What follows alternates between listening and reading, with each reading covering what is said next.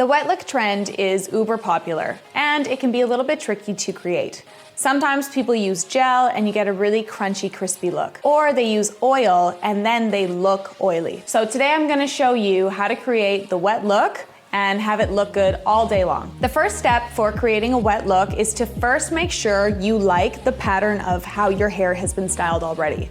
Today I'm using the Texture Tonic from Aveda, and it's a sea salt spray. You don't have to necessarily use this one, but this is the one that I prefer to use. Apply your product actually to a comb and not directly to your hair. What this will do is create those beautiful sort of rooted look, which is what makes hair look wet.